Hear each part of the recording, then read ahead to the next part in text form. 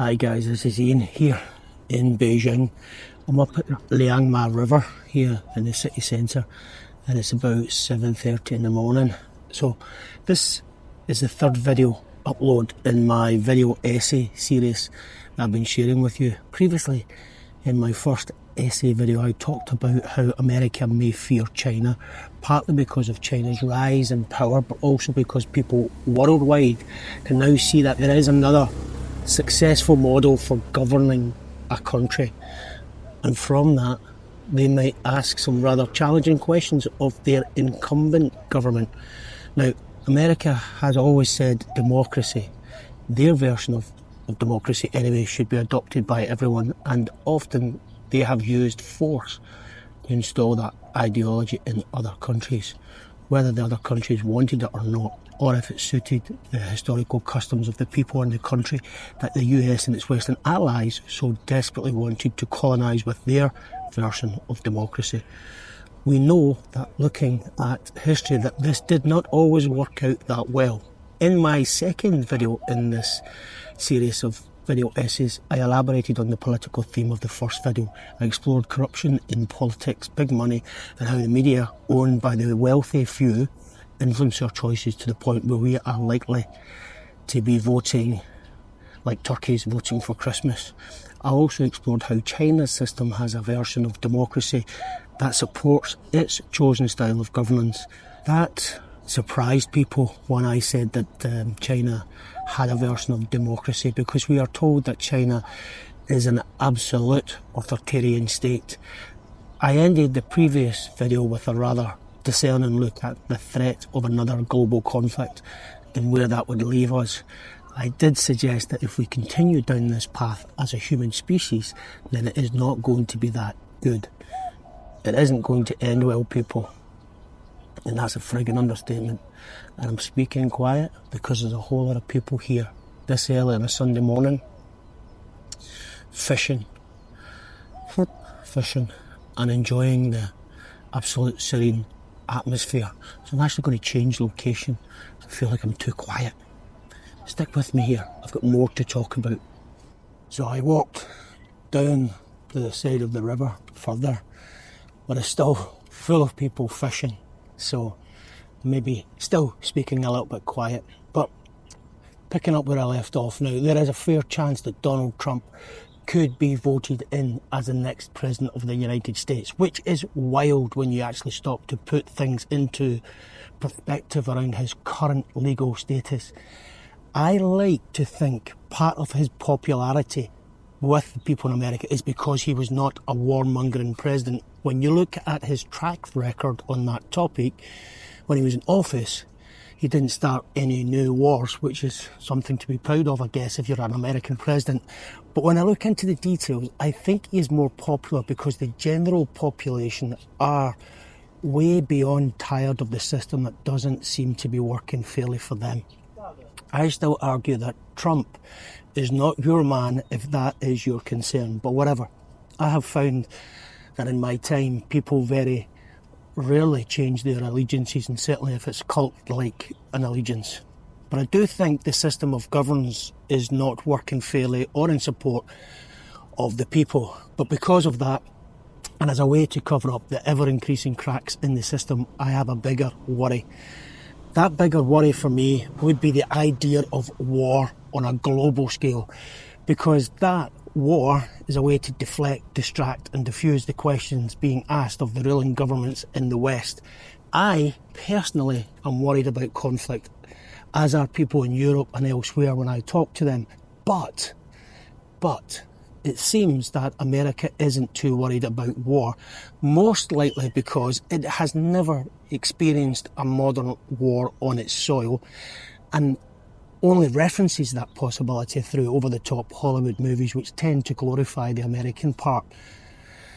So yeah, let me share with you something else which I've found interesting, but I'll maybe keep walking down the side of this river. If you want to see that, stay tuned. More to add. So I've came further down the riverside. It's a wee bit quieter here. Usually this is full of people fishing, don't know why.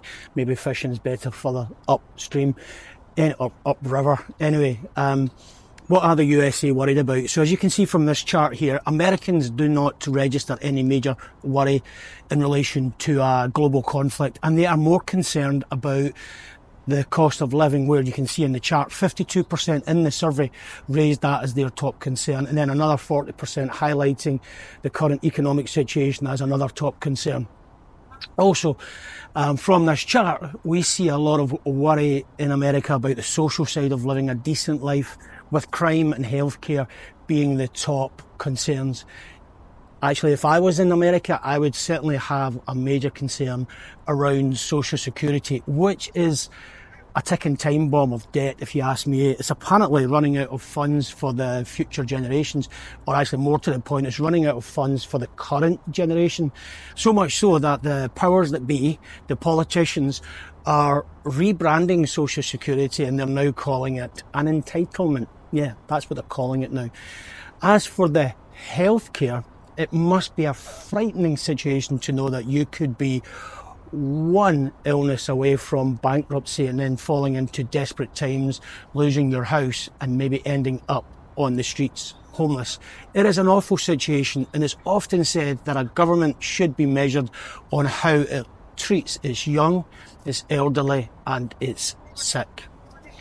So I wonder what score some of the countries in the West would get if that was a chart. Anyway, I had gotten used to free NHS in Scotland. We have free medical care in Scotland. But when you start to pay for healthcare, even when some of the costs are picked up by your insurance company, the sums involved are absolutely eye-watering. I think the US healthcare system could be argued as one of the best, if not the best, in the world. But then I would always reply to that with, at what cost? You get that? At what cost? In this chart, you can see that the USA is the only developed country, this new chart, without a form of universal healthcare. I would estimate that many people in the US would appreciate some of the government spending, the money that they raise, being spent on supporting healthcare versus the vast sums of money that are pushed into the war machine. I guess the government's focus, or lack thereof, on supporting the population reflects the true priorities of the government. Even the cartoon South Park is reflecting this point, which I saw the other day. Look at this place! Well, hello there! Looking to get some insurance? No, my friend's mom already has insurance with your company. Oh, great! You're here to pay your bill. No, we're not here to give you money. We're here to file a claim for my friend's medication. Oh, you want money from us? Right through that door over there.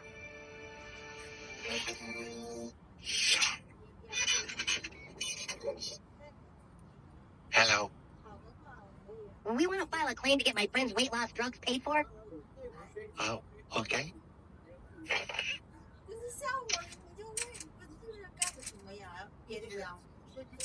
It's getting hotter here now. Again, came further down the river.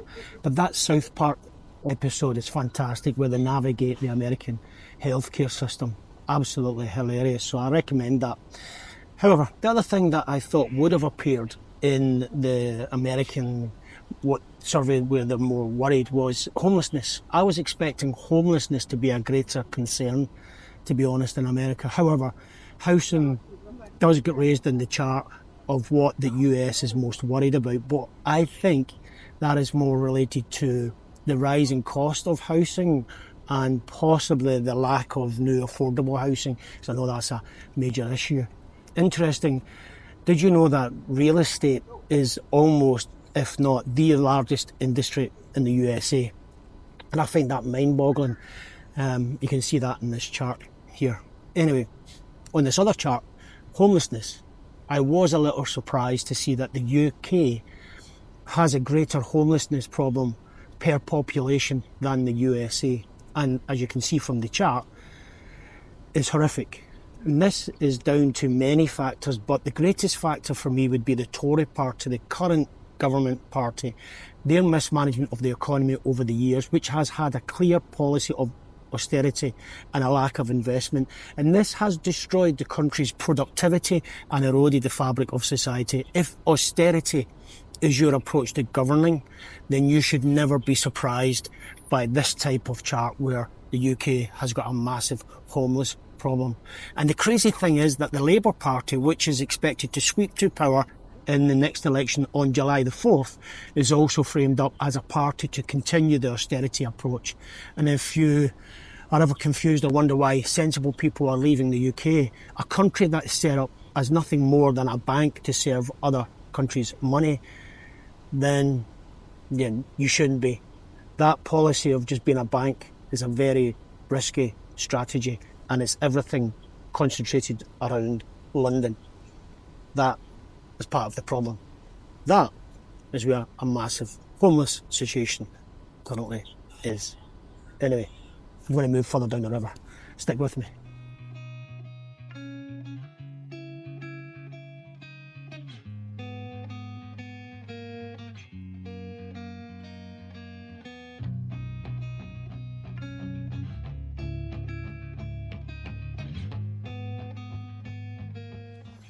So I've found a quieter area and under a little bit of shade, because if you're going to get hot, it's gone about 8:30 now, walking down the river, which I think you'll agree is a beautiful walk.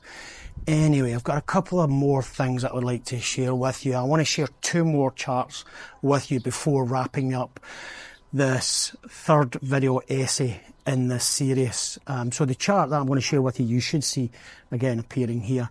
First up, this chart is demonstrates the power and the reason for much of the recent propaganda. As we know, the media hype over China being the bad guy is now off the charts. Even my friends in the UK actually talked to me and said, you know, we can see how crazy some of the stories actually are. It's off the charts. In fact, we can see from the screenshot that the current foreign policy focus for America has been swept heavily towards limiting Russia and China's power and influence across the world. This for me is in direct reflection of America's desire to hold on to its hegemony and the use of propaganda on its people, which is reflected in that score changing. I guess I can understand that. Once you've been sort of top dog for a while, you do not want to have to share that position with anyone or even relinquish that position. But times are changing, and I think we will move, if not already, move to a multipolar world. And I hope when we get there that it will be much safer for us all. Although I've got to say, getting there might be the immediate threat as conflicts pop up across the globe, fueled again by propaganda and rhetoric on all sides, got to say. But I get more exposed to the Western media, which is constantly, as I said. Now, going back to Trump and the possibility of him becoming the next president, and if that happens, I do not think things will get any easier. I think American people are looking for change, radical change, and he might be that change that they desire. I would say be careful what you wish for. I hear and read a lot more of the social media about Americans wanting more money spent on fixing the internal and structural problems inside America and less spent supporting the foreign policy initiatives. I don't know if they're going to get that, because that wish runs against very powerful influences such as big food, big pharma, big oil, finance groups, lobbyists, other countries, sovereign nations with interests in America, the massive military complex, that's just to name but a few. And there are many more working away in the background. And this is where my final chart comes into play. And it's about trust. Now you can see from this chart, according to the chart, it's actually the Edelman Trust Index for 2024. And it highlights the trust in governments and so on. Now in this chart, you can see that the trust in governments of the West is very low, and it is on a declining trend. The trust in the government and institutions in the USA is at 46. In the UK, it is even worse at 39. And this is shocking. But what is also noticeable in this chart is that the trust level in China is at 79, albeit it dropped a little bit. But right off the bat, I know people will drop into the comments box below and claim that people in China have to trust their government, etc., because they have no choice. This, for me, is just ridiculous. But like I said, it's expected, because that's what people do. It has never for them. It's never as simple as the trust score just being a true reflection of the government that has been working hard for its people over a number of years, and the evidence of that surrounds the very same people who answer the survey that question. So, you know, that's why they answer it the way they do. But no, it's never that simple for people who have anti-China rhetoric, apparently. And people will always throw up statistics like what I have just done during this video essay, because people will want to argue, debate and challenge back in some of the opinion people share about China. And why do they do that? Because they want to rubbish China or seed deflection or avoid the reality, and they're also very proud of their country, and I get that. Everyone should be proud of their country if their country is doing well, and who am I to argue? We can all share data to back up an argument or to illustrate something, but you cannot argue with what you see with your own very eyes. And what I see here in China is a country that is working hard to develop on many fronts, working furiously to support its people and to deal with some of the large challenges that China face and similar challenges that every country faces. And it is doing this without destroying any other countries through the death and destruction that war and conflict brings. Now, I am unsure if I will do any further essay videos, who knows, but let me know if you like this type of video, put it in the box below. But I'll finish with this. China doesn't need me, a daft, hairy-arsed Scotsman, to sing their praises. They are very capable of doing that themselves by their actions. China has a habit of doing stuff and talking less, doing big and bold stuff, from space travel to developing fantastic EVs at affordable price, while contending with a number of American sanctions. Sanctions deployed because, maybe in my view, America's falling behind now on some of the innovation front in some of these very clear disciplines that countries need to grow and grow their wealth. I'm merely pointing out that I can see the benefits of China's investment in building up its country and educating its people and building and supporting the people over the years. And I'm left asking myself the question, why has that not been happening in the West? Why is the UK, apparently one of the 5th largest economies in the world, straddled with a terrible homeless situation, rising poverty and increasing use of food banks? In the UK, we even have invented the term fuel poverty, in which people cannot even afford to heat their homes or even cook their food because they cannot afford the energy cost. Why does the U.S.A. have such a wealth disparity, homelessness, booming debt, and the highest incarceration rate in the world? Why is America's foreign policy obsessed with fighting forever wars? Why is America's foreign policy always for war, when clearly all nations and people, as humans working together, bring much more prosperity and success? These are just some of the questions you're left asking when you take the time to look outside your immediate bubble. And I would say take the time to read, learn and gather more information from what you are given by the sources of the system that holds you in place. If you can, go have a look at some things for yourself. Come to China and have a look around if you can do that. That is why I always say travel absolutely broadens the mind. And that is why I always advise my kids to travel, be curious, to question what they see and to push back against the system. To push back against the system that would happily throw them as 2 young adults into the front lines of a conflict if they could. That is why you should question everything at the moment. Or one day you might just wake up at the front lines somewhere, bombs whizzing past you as you dodge an AI dog that is chasing you down, and you're left asking yourself that big question, just how the feck did we get here? Thanks for listening. This is me, Ian, here in Beijing, saying to you, take care of yourself, take care of your family and your community. And I have one thing that runs core in all my work that I do on this channel, and that is the world needs much more peace. This is me. Peace out.